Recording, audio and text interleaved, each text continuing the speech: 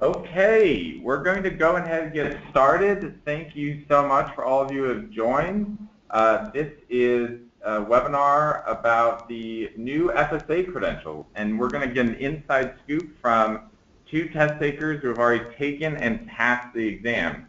My name is Nikolai Lundy. I'm the Education Manager at SASB, and I will be here to help facilitate and moderate and make sure that all of your questions get asked and answered by our panelists. So let's just go through a couple quick housekeeping matters.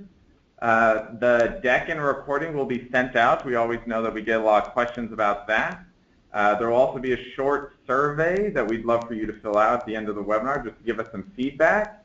And feel free to submit questions with the chat feature. We'll be monitoring that and ask questions of our panelists as we go along. This webinar is really for you. It's for those who are interested in learning more. We've seen a lot of recent interest in the credentials, so we welcome your questions throughout and want to make sure that you get out of it what you'd like to learn. So let's, for a moment, take a chance to get to know the stars of the show, our featured test takers.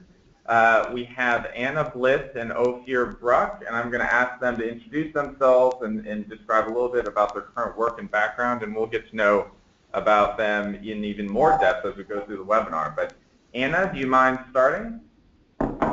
Hello, everyone. I'm Anna Blitz, and I am a consultant at Antea Group. I work in our sustainability practice area, and I focus in two areas, our corporate reporting and disclosure area and our monetizing sustainability solution. So what that means is I lead our clients through some strategies in determining how they should go about disclosing information publicly, which frameworks to use like SASB or GRI, or which stakeholder questionnaires to respond to like Walmart, DJSI, CDP, etc.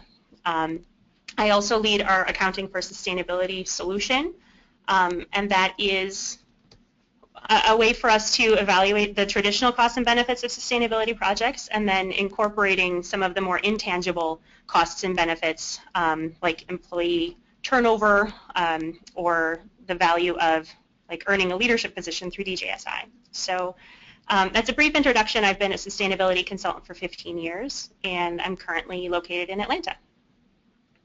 Great. Thanks so much, Anna. Wonderful introduction. I'm going to turn it over to Ophir, who will let us know a little bit about him. All right. Thanks, Nikolai. Hello, everybody.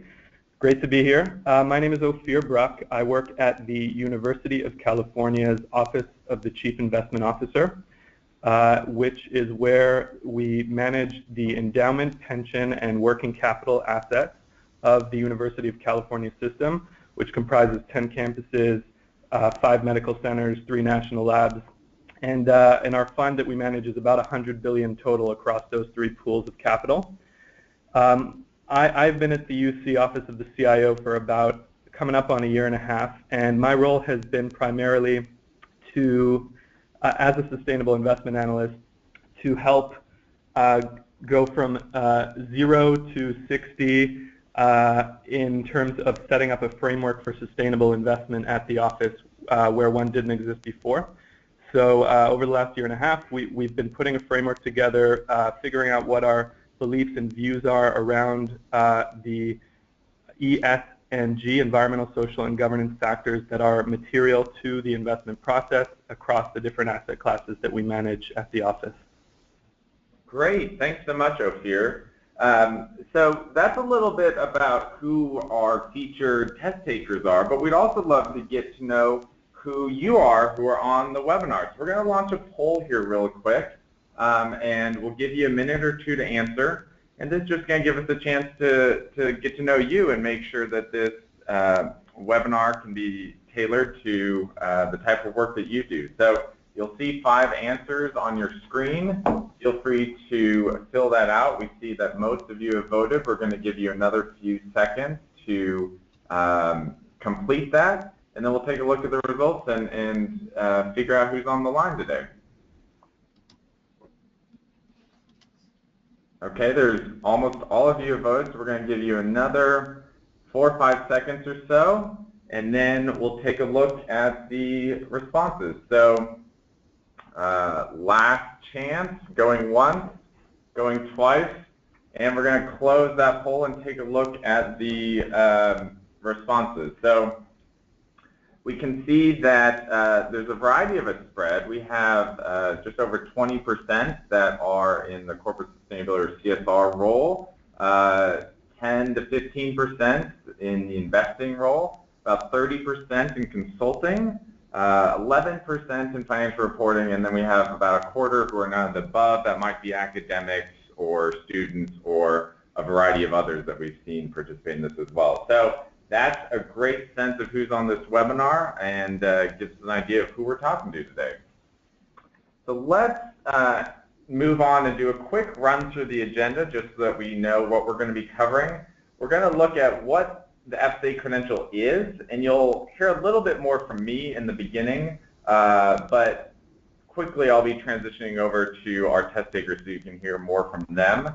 But we'll be looking at who is signing up, what did you learn with the credential, at least in the Level 1 exam, what does it take, what's the commitment, and then we'll get some advice and tips, and then there'll be questions throughout, and we'll also have time for a final wrap-up Q&A. So why is there even a new credential, and why are there professionals who are signing up to take this? Why do they care? Well, the fact is that we live in a world where companies have been reporting sustainability information for, in some cases, over 20 years. And as Anna mentioned, that's work that she and her colleagues have been helping out with over a variety of time periods and for a variety of purposes. But we also know that there are institutional investors who are rolling up their sleeves and starting to think about this too. You see a lot of big name firms that now have staff dedicated to ESG or responsible investing or sustainable investing or whatever you want to call it. And like Ophir just mentioned, that's part of his role is getting University of California system and their investment analysis up to speed. Well, not necessarily that they're behind, but that just in line with the ideas around where sustainability can inform investment analysis. So the big question is, for investors, for companies, what information is financially material? When you think about ESG or sustainability information, what has financial impact? I've been speaking to a lot of investment analysts over the last month even, and that's a question that they say comes up time and time again. I can think of at least a dozen that say the first question is often, what is material in the sense that is actually relevant for investment analysis that has an impact on our evaluation of the value of the company? And so what is important to realize is that what's material to investors is going to be different than what's material to all, or what's important to all stakeholders. And by stakeholders, I mean customers or employees or suppliers, whatever a company might consider a range of stakeholders. And so when thinking about, for anyone who wants to understand what is material for the purposes of investment analysis and for financial analysis, you need to supplement your skills and knowledge to be able to sort out that which is material from that which might be important to all stakeholders, because it's not the same information. It tends to be less, and there tends to be a higher bar for considering what that is. So I want to hear a little bit from both Ophir and Anna, and we'll start with Ophir. When you're doing, if you were to do an investment due diligence, would you look at a CSR report? Would you rely on all the information in there? Is some of that going to be relevant and not others? Can you share a little bit about that? Yeah, Nikolai. So, so in my role, as of current, I personally don't do as much due diligence as do the portfolio managers and across the different asset classes. So for the portfolio managers and the analysts who do the actual investing, they absolutely need the right material that's, the right data that's going to be, you know, the signal to noise ratio is going to be tweaked towards the signal. So the CSR report has a lot of noise. It's not going to be, for the most part, the best resource for the due diligence process, and you want to be able to really look at the SEC filings and see what you need to see there.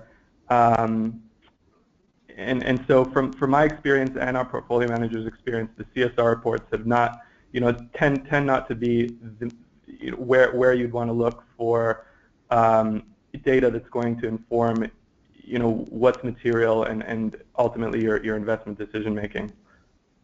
Okay. Anna, you come from the other perspective, and I think I've heard you say before that you've helped a variety of companies figure out what their strategy should be, what kind of projects and niches they're interested in undertaking to be a better steward of their resources. Is that a fair description? Yes, absolutely. So when you're talking with companies, when you're helping them understand that, do you ever see or consider that information that's material to investors may be different than what a company reports to a broader stakeholder audience, or do you think that those line up in your experience with the companies you've worked with? Well, there's definitely a lot of overlap, but investors do have a very particular perspective, and they're looking for things that are going to be important to decision making versus interesting for fulfilling other needs. So an investor is going to have different perspective than a retailer for a consumer packaged goods company.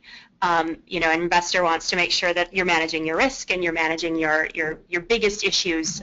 So if you happen to be a food company, that you're managing your food supply chain, your water use, your energy use, that kind of stuff. But if you're a retailer, you might want a little bit more information about that supply chain going down to a farm level in some instances, or if you're an NGO that's interested in furthering social causes with respect to smallholder farms, you're going to want a lot more detail than an investor would typically want. So there's definitely a lot of variety that the broader stakeholder group is looking for, but for investors, they're really looking at more of a targeted, much more relevant decision-making level of detail.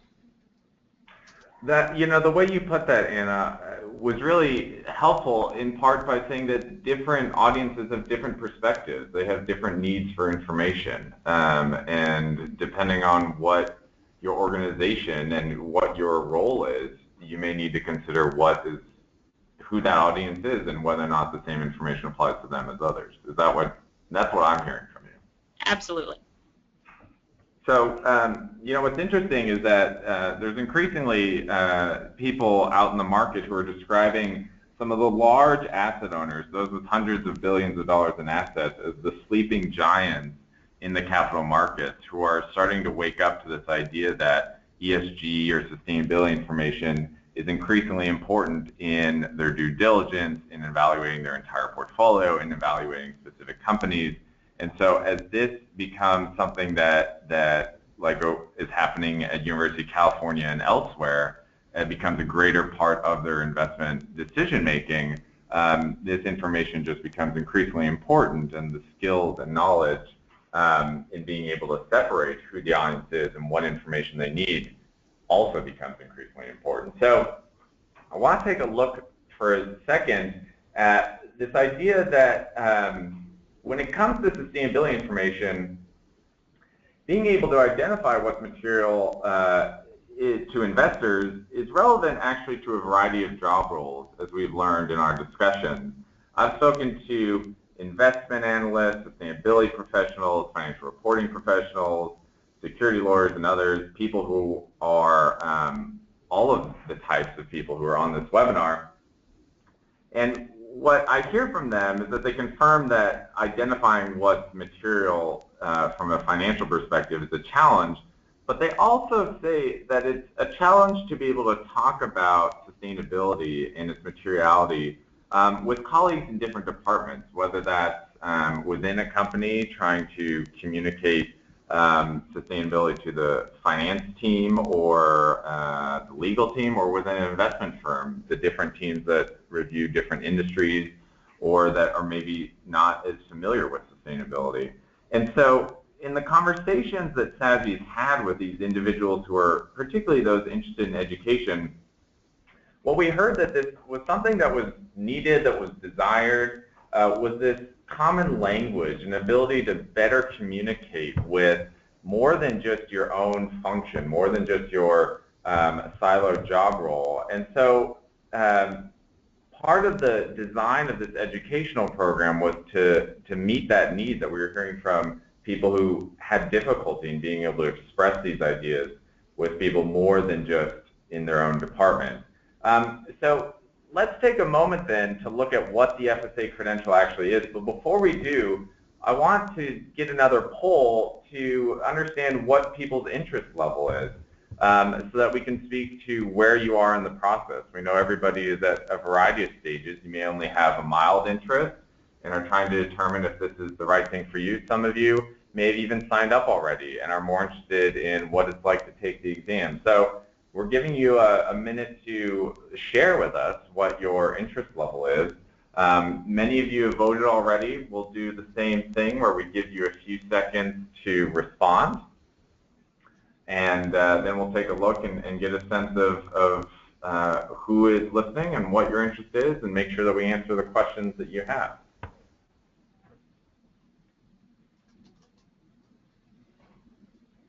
All right, we're getting close to the end, so we'll give you another few seconds. We're going to say going once, going twice, and we're going to close that and take a look at the results. All right.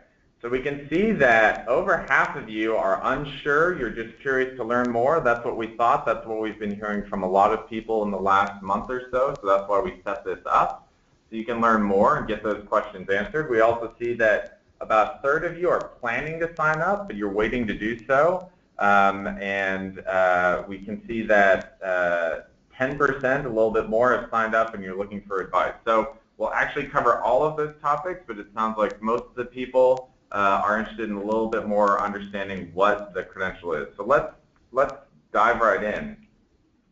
The FSA credential is the fundamentals of sustainability accounting. That's what FSA stands for. And it's a professional certificate program that combines two exams to assess professional expertise in the materiality of sustainability information in thinking about corporate performance and investment analysis. So in other words, you have this combination of level 1, which is available now, level 2, which is in development and coming in next year. And the combination of those two curriculum and exams help you identify what's material, which is a skill we've already talked about is important and necessary when you're thinking about if investors are the right audience. And it helps you establish a common language between different job roles and functions, which we also know is something that is a need and a desire for people interested in learning about these ideas. So like I said early on, you were going to hear a little bit more from me when we did the intro, but we're going to transition most of the content, or a lot of the content, to our test takers, because I know that's who you're here to hear from. So let's hear from Anna. Can you just share a moment about why you signed up for Level 1? What were you interested in gaining? So I mentioned that I'm the solution lead for corporate reporting and disclosure at my firm, Antaya Group. So as the solution lead, I am the subject matter expert within the firm. That means that I need to know the current trends, emerging topics, and SASB's been on the radar for years now. So when this test came out, or the credentialing process came out, since SASB has momentum, I thought it would be a really good idea for me to be one of those first people to take this test. And then I can share that information both with what I've learned with my clients and how SASB fits in, as well as internally with the other consultants in my firm, whether this is something that they should continue on the path of doing, or if it's something that they should then refer to me, and I can answer those questions. So it was really about staying on top of emerging topics and trends and being certified by SASB to talk about this kind of information with my clients. Okay, great. So you wanted to be a go-to resource within your organization, but also for your clients, to make sure that you're on top of it. So Ophir, why don't you share with us what motivated you to sign up? So similarly to Anna, you know, as I mentioned, my role has been to help establish, develop, and implement a framework for sustainable investing at the UC, and a big part of that process has been education internally. So helping shift the culture within the office from the portfolio managers through to the board, helping folks understand why environmental, social, and governance considerations matter in the investment process, and that doing so is absolutely aligned with fiduciary duty, and that they're not in conflict to each other, and in that framework of incorporating sustainable investment as a part of fiduciary duty, the core driver there is materiality, and so SASB, right from the get-go, from when we began developing this framework, has been a go-to for us in the office. We've all kind of we really appreciate the work SASB has been doing, and when the FSA Credential was launched, for me it was a no-brainer, and for others in the office as well, there's a lot of interest to take that. So for me, the big driver was education. It has helped me develop the language with which to then communicate why materiality is important in our office to our different groups. Okay, great. It's interesting that both Anna and Ophir mentioned this ability to speak to others within their firm. Those questions or those answers were not planted. I'm hearing that for the first time, but it reinforces what I was saying earlier, that we've heard from a variety of people that they recognize that they need to be able to talk about these ideas with people in their firm and outside of it. So let's take a look at who typical test takers are. We have two wonderful test takers with us, but we've had over 190 who have registered so far. So I want to share a little bit of insight into who those individuals are. So you can see this is just a snapshot. At least about half, just shy of half, have over 10 years of experience. But we also have a range of experience. People in different areas of their career recognize that this is a relatively new and increasingly important field and something that they want to stay on top of. The most popular roles, we see consultants, we see investment analysts and portfolio managers, and we see corporate sustainability professionals, as well as those involved in financial reporting. Those are far and away the job functions where we see the most participation, most sign-ups. You can see kind of a list of titles there as just examples of people who've signed up. Some other information that I think is interesting for people to note: about 3/4 of test takers have a CFA, Chartered Financial Analyst designation, or a CPA as an accountant, or an MBA. And what we see is that a lot of people view this as a supplement to the expertise that they have. A question we often get is U.S. versus international. About 80% of test takers are U.S.-based, but we see test takers from Canada, the U.K., India, Czech Republic, a variety of places. So in your experiences, Anna and Ophir, you've both been through this. We'll start with Ophir, but having seen the curriculum, at least for Level 1, Level 2's on the way, who would you recommend, in your personal opinion, should consider taking this? And let's start with Ophir.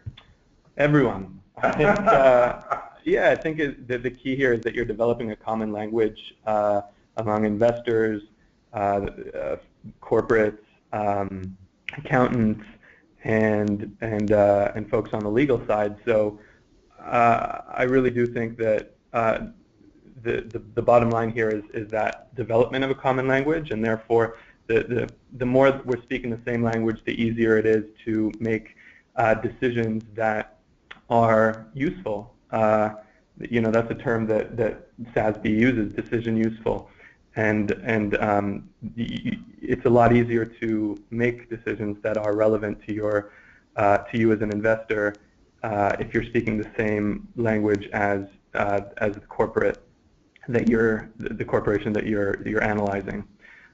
So I think I wouldn't silo it to any one area. I would say that that anyone in the field of investing, sustainability, in law and accounting should be able to speak this language. Anna, what do you think?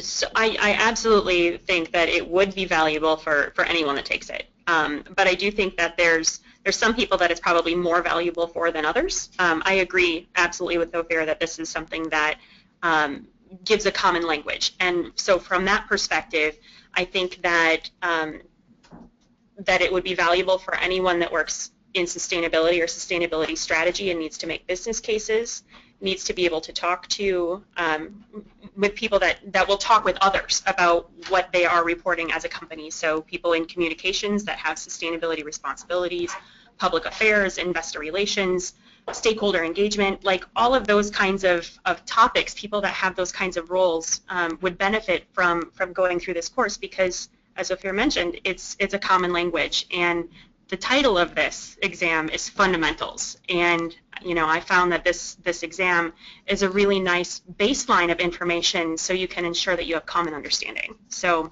certainly anyone that works in sustainability, but also those that may field questions or have to respond to questions about sustainability.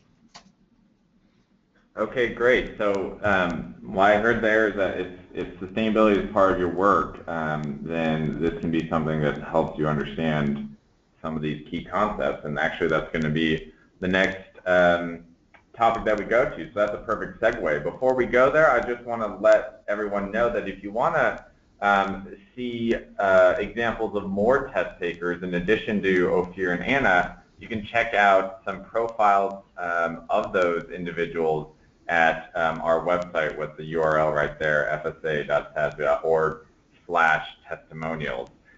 So let's take a look at what you actually learn. What's the curriculum in the Level 1 exam? And some of the key points are listed here on the page. I don't necessarily have to rattle them off for you, but you have heard some of these themes come up.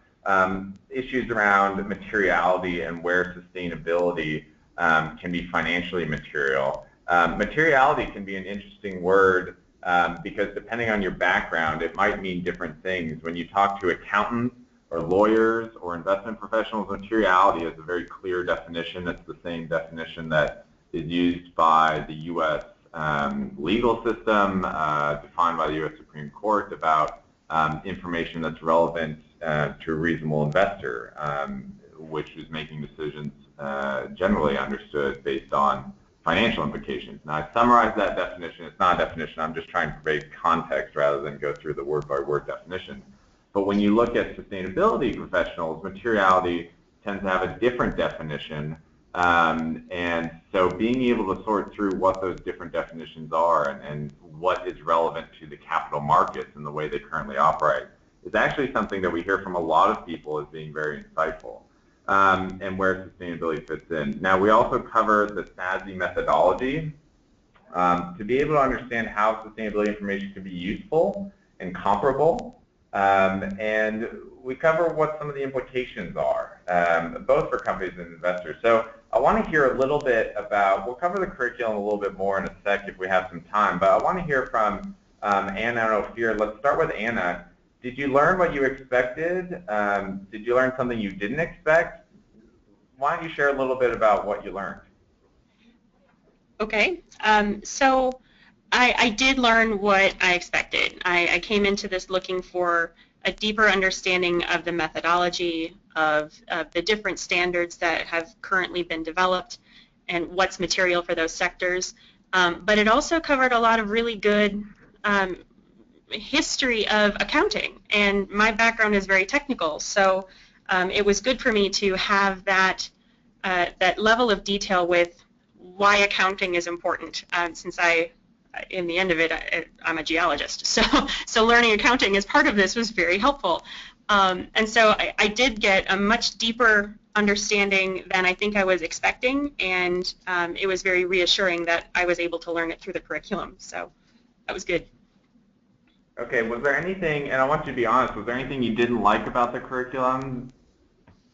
About the curriculum itself, no. I thought it was very helpful. The study guide in particular was, I think, very well organized.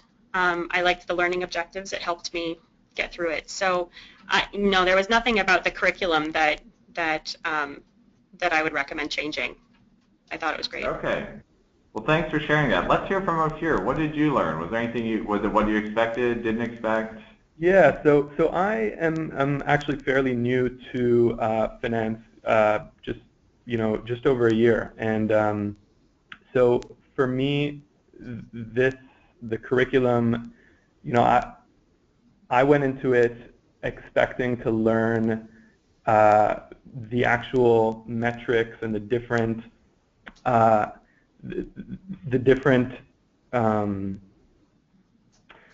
things that are material within each industry, within each sector, and the curriculum, the Level I curriculum touches on that. But as Anna mentioned, there's a good amount spent on the fundamentals, on the history of accounting, the legal underpinnings of materiality, how the SASB's methodology for arriving at what is material. So that ended up being really important for me, and again helpful for my own ability to communicate why this is important to my colleagues, and so in that sense, I was going into it hoping to be able to be an expert within each sector about what is material and what isn't, and I look forward to Level 2, where I can probably come out of that saying that indeed I have that expertise. But that is not to say that the Level 1 does touch on some of that, and I don't want folks to think that they should go into the test not remembering. The curriculum does cover some sectors and examples of what is material within them, but it's not the comprehensive. It's not all sectors quite yet. Wonderful. I'm so glad that you shared that, because it's important not only for everyone listening to know what is covered, but also what isn't covered. And that's true. We don't cover the details of the standards and what has been identified. So I'm glad that you point that out up here. Now we have a question from somebody in the chat box. Actually, we have a couple that we're going to address. One is, were there any chapters or topics that were covered more heavily on the exam than you anticipated? And so this gets into kind of not only what the curriculum is, but how that gets translated to the exam. And we'll cover the exam in a little bit more detail in a second. But while we're on this idea of the curriculum, Anna, was there anything that you thought was covered more heavily than you anticipated? I was a little bit surprised that some of the details, like Ophir mentioned, were not asked for as much. But no, the curriculum itself and the learning objectives that are outlined at the start of each of the chapters in the curriculum or the study guide are very they're very pointed, and it tells you what you expect to learn. So I went into this exam expecting to answer questions for each of those, and I think it was pretty fairly represented. Okay. Ophir, was there anything that you thought was covered more in the exam that you didn't anticipate based on the curriculum? Again, going back to what I had just mentioned, I went in expecting that the standards would be, all there. There were a few examples, and I actually kind of didn't spend as much time memorizing or really studying the standards themselves, thinking, oh, this isn't probably going to be on the exam, because so much more of the exam is spent on the history of accounting, the legal background of materiality and of accounting, and I'd say that, and of course the methodology, SASB's methodology as well. So a good chunk of the curriculum is that, those three areas, and again, I just wouldn't skip over the standards themselves that are represented in the curriculum, and it's a good taste, and sort of it made me want to then dig deeper and learn the various standards. Okay, so there is some information that gets on related to what's in the standards themselves. Don't skip it, but don't expect that it's going to be covered in significant detail. Now, you've both mentioned this idea about accounting and the history of accounting, and implicitly what's covered in the curriculum is that this is kind of the next step. And so we have a question that asks what you mean. They say, when both Anna and Ophir refer to what learning about accounting, what do you mean, what do you define as accounting? Anna, since you mentioned it first, do you want to share what your experience was and what you actually learned? Well, so there are a couple of chapters in the study guide that are about how we got to the definition of materiality, why companies need to disclose it, and then some specific details on how they should go about doing that. So, you know, since my background isn't in accounting or finance, you know, that was the part that I needed to pay more attention to. I thought with how we got to this point of having a definition of materiality and the expectations that company prepare these financial disclosures. So, you know, the study guide itself lays it out very well. It's very clear on the components of the history that are expected and how we got there. So, you know, I didn't feel like I didn't know what I was testing on. I think I got a lot out of that section, and continue to utilize that information. So, Ophir, do you have other thoughts on history? Yeah, I think in agreement, and you know, to the question, I'm looking at the table of contents for the study guide right now, and when we're talking about what we mean by accounting, you know, we're talking about how I think it's the early 19th century, how it evolved to become what today are the generally accepted accounting principles, the GAAPs. How companies are expected to you know, put together their balance sheets and their income statements, and to report to investors and to stakeholders. You know, so the historical cost accounting and decision usefulness and how that enters the lexicon and what it means. The foundations of of FSA, the Financial Accounting Standards Board. So it really sets the you know, it sets the terrain, the playing field, if you will, for how SASB then came to be added on top of these foundations for accounting for companies. Okay, so that's wonderful, and I love the level of detail so that people really get insight into what they're going to be learning. And if I might supplement that, it's really about understanding not that you become an expert in financial accounting or US GAAP or things like that. It actually doesn't go into significant detail, but it does present the history just so that you, early on, so that learners understand that we didn't always used to have reported financial information. There was a need for that information within the structure of the economy and the capital markets. But we find now that we see similar circumstances where we once didn't have financial reporting and needed it, that we're now at a place where we don't necessarily have sustainability accounting, robust investor-grade sustainability reporting, but actually there are signs that it's needed. And so it tries to paint a picture for how those are connected, and that this isn't actually a radical brand new idea. There's references to quotes from FSA, the Financial Accounting Standards Board, and the CFA Institute from the 90s, and both those organizations pointed out to the value of non-financial information and how that can inform investor decision making. So that's really what gets covered in that element of the curriculum. So I hope that answers that person's question. Let's move on, and we'll come back to more details about the curriculum if we have time at the end. But, you know, the first questions we tend to hear from people who are just learning about this is, what is it? Who else is taking it? What do I actually learn? But then the next question is, all right, what is actually expected of me? What's the commitment? And so this is an obvious question because everyone is busy. One of the most important things you have to consider is this worth spending your time reading, preparing for an exam, especially since half of the test takers have over 10 years of experience. They have careers, families, a variety of other commitments. And so we understood that going into this and therefore designed Level 1 to be meaningful and substantive but not all-consuming.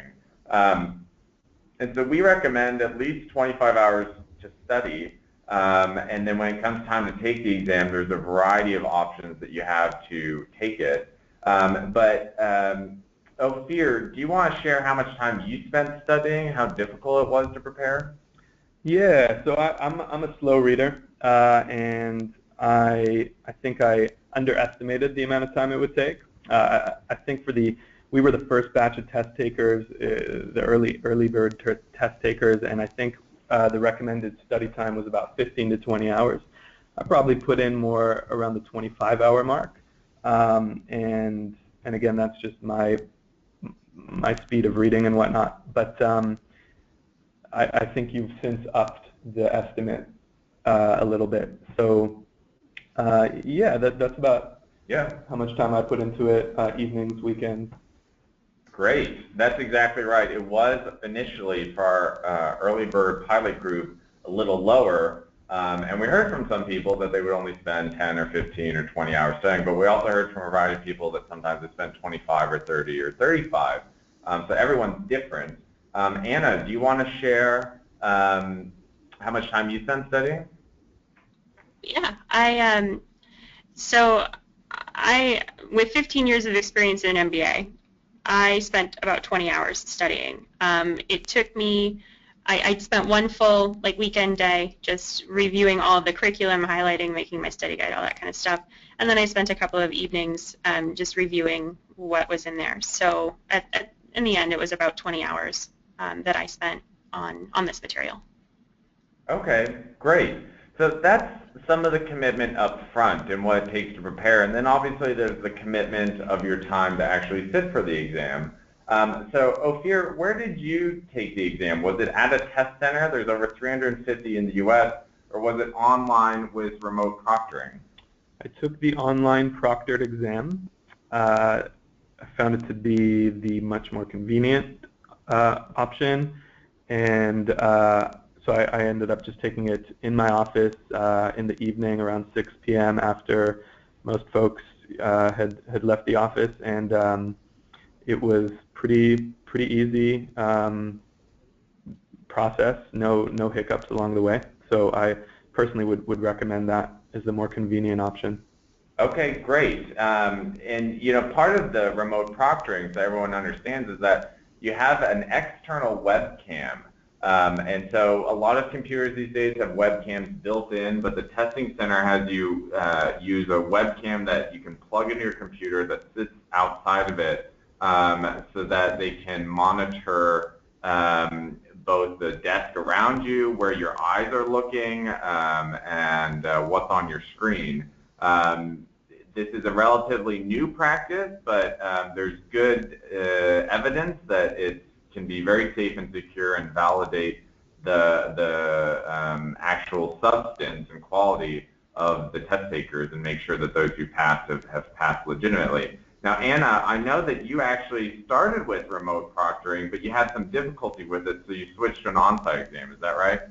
That is true. Yeah, I was very much hoping to do an online remote proctored exam, and I set up my webcam and I installed the software, but I installed it on my work computer that had some pretty extreme firewalls, so it would not go for me. So I would use that as some caution. Use a personal computer where you can install the software, because it kind of takes over your computer and it doesn't allow you to pull up study guides and whatnot. It prevents you from going anywhere else. So it prevented the webcam from being recognized.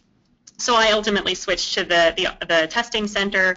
I found that to be a very, while not as convenient as an at-home online proctored exam, it was still very convenient. There was one in my town. So the testing center itself was perfectly fine. Very quiet, other people taking exams. So much like taking a GRE or any of that stuff. So the GMAT. You know, Anna, I'm so glad that you shared that, actually. That's a great tip for everyone to know, is that if you use your work computer, it's smart to ask your IT team first, because there can be very strict security settings or firewalls that may interfere with the software. Because of poor Anna's experience, we actually put together a how-to guide for online proctoring that tries to help make sure that anyone who wants to take that is prepared. We did not have that available, unfortunately, for our very first test takers, but we heard from a couple of them that there was information they needed to know beforehand. About 35% or so take it online, and we haven't had any problems recently. So that is an option, but we also have about 2/3 that take a test center. So it's whatever's convenient to you in your own experience. Now we have a question asking if there's test centers in Canada. Unfortunately, we don't have any available test centers in Canada right now. For those who are outside the U.S., online remote proctoring is the only thing that is available right now. So let's take a look at some tips. We've covered some of the initial overview of what this is, what you learn, what the commitment is, but we know there are some people who are planning to sign up or have signed up and are looking for tips. So, and we've got some questions in the queue that people asked earlier about some of these issues, so we'll get to that. But there's a variety of resources available to help individuals who have signed up prepare, or even if you're trying to decide if it's worth it for you to sign up. That some of these are available for free, like the candidate handbook, the sample questions. We started with 5 sample questions that were available to the very first test takers, but some of the feedback we heard was that that was not sufficient.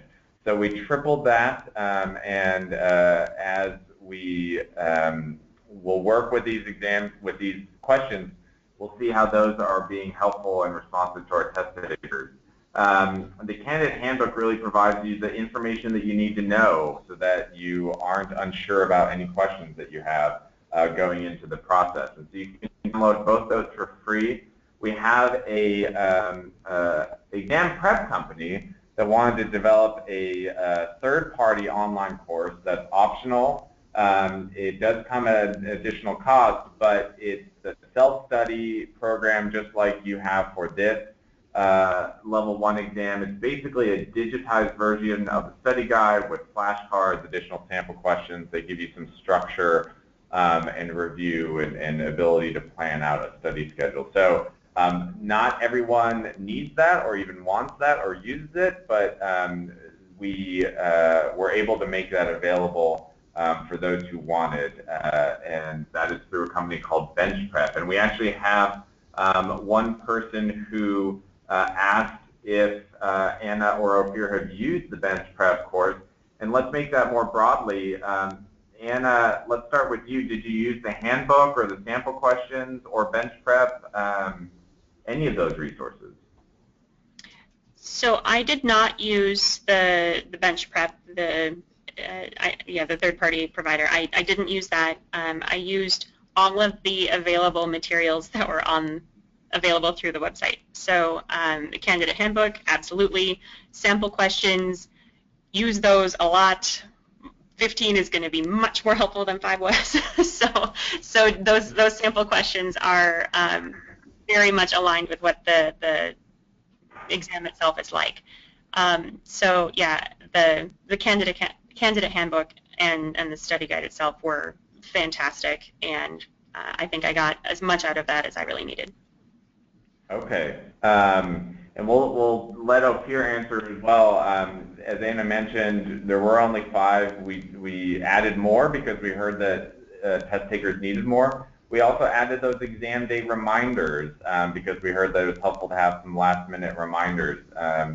So as we hear from test takers, we try and be very responsive and make sure that we're providing the resources they need. So let's hear from Ophir. Did you use any of these items when you were studying? So like Anna, I did not use the third-party online course.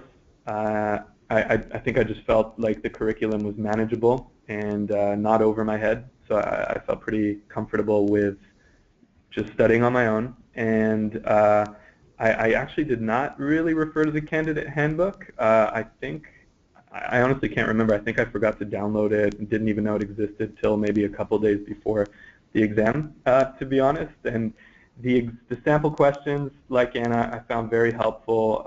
As Nikolai mentioned, there were only about 5 when I took the test, and I found them helpful, so recommended that there be more. So I'm glad that there are more for future test takers. And the day of reminders were very helpful on the day of. Great. So let's move on. I know that we've got some more questions, but I want to make sure that we cover a couple details about the exam itself. It's 115 questions. 100 of those are scored, 15 are not scored. And there's 2 types of questions. They're both multiple choice questions. Some of them are single answer, so it's choose one of the 4. But some of them are multiple answer. Choose 2 out of 5, or 3 out of 5, or 3 out of 6, things like that. And they are very clear which one is which. And so there's a 2-hour time limit to complete those 115 questions. We already have somebody who's asked if 2 hours is enough. And we have, on average, about an hour 40 or less time that people take studying. Most of what I hear from test takers is that they tend to get through the questions and then they flag some for review and spend additional time reviewing. And even with all of that extra review time, the average is an hour 40 or less. Some test takers we have heard, it takes a little bit longer and they get closer to the deadline. So time management is important. Anna, do you have any tips for the exam that we haven't covered? Just that there are some questions that are longer than others. The multiple choice, multiple answer seem to take a little bit longer than some of the more multiple choice single answer or very straightforward questions. So, you know, as you go through and you get to some of those longer questions, make sure you're managing your time from question to question and not just, you know, from an overall perspective. Okay, great. Ophir, slightly different question. What do you wish you knew before the exam that you know now without giving away any of the exam questions?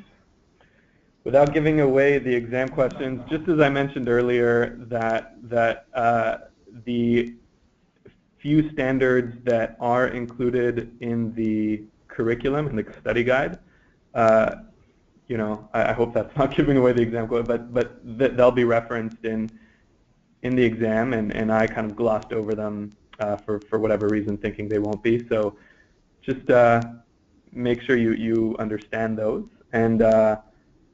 and also similarly to Anna, that you know, I actually came right up to the 2-hour mark. So make sure you're, you know, I didn't maybe expect that some of the questions were going to be heavy in terms of text.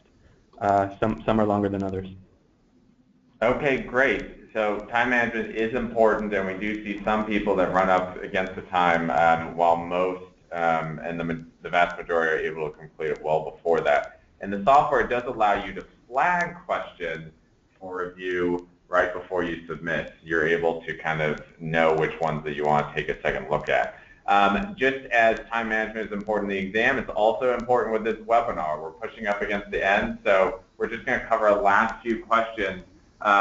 One question was, does the study guide cover the full curriculum? It does. In fact, the subject matter experts that wrote the exam relied exclusively on the study guide. So you can be sure that all the questions come from that. Now, in speaking with both Ophir and Anna, I know that they will affirm when I say that not every question is just rote memorization. In fact, most of the exam is not. A lot of it is applied thinking, taking the concept. So yep. Even if the material is in there, it's not just memorized word for word, but do you really understand and can you apply it to situations? One question is, what is the pass-fail rate? We have about 75% of the test takers who have passed the exam. So certainly doable, but it does require some studying. And so if that happens and you've spent some hours studying, you've passed the exam at the location you choose, then you become part of a community that's growing, and we're offering increasing resources to that community as a FSA Level II candidate if you pass. And so there's a variety of benefits with that. We offer a digital badge. Most people have actually used that badge to share on their LinkedIn or Twitter or elsewhere. Upwards of 80% are kind of sharing with the world what they've accomplished. There's a LinkedIn group that's private that allows people to learn about events and articles, news. Obviously, this is new, and so it's growing. For those who don't want to opt out, there's an online directory, and this helps verify those who can say, yes, I actually have passed, some individuals have pointed their employers or others to that online directory. And then we have some materials and other exclusive benefits that come with being part of that membership or being part of the community, and those benefits can be renewed after the first year for a simple $30 renewal fee. So we're basically in the last minute. The last question that we'll get to: how frequent are scheduled test days? Test days are more or less any day of the week. It depends on if you want to do a test center near you. They might only offer it 2 or 3 or 4 or 5 days a week, but most test centers offer any day of the week, and if you do it online, you can choose any day or time, almost 24/7. So let's take a final look. Here's Anna and Ophir's information again. They have graciously allowed their emails to be displayed here, so you can submit questions you have to them. For those of you who are thinking about registering, you can go to fsa.sasb.org/register, and you simply create a free test taker account, find a date and time that's convenient for you, and then you can finish the registration process to get your study guide. So feel free to visit our website or email us with other questions. Otherwise, thank you so much for joining. Anna and Ophir, any last words of wisdom? Anna, start with you. Good luck. It's worth it. Ophir? Likewise, and do feel free to reach out if you have any additional questions. Okay. Well, thank you so much to our wonderful test takers, Anna, Ophir. Thank you for those of you who signed on, and feel free to reach out if there's anything else we can help with. Have a great rest of your day.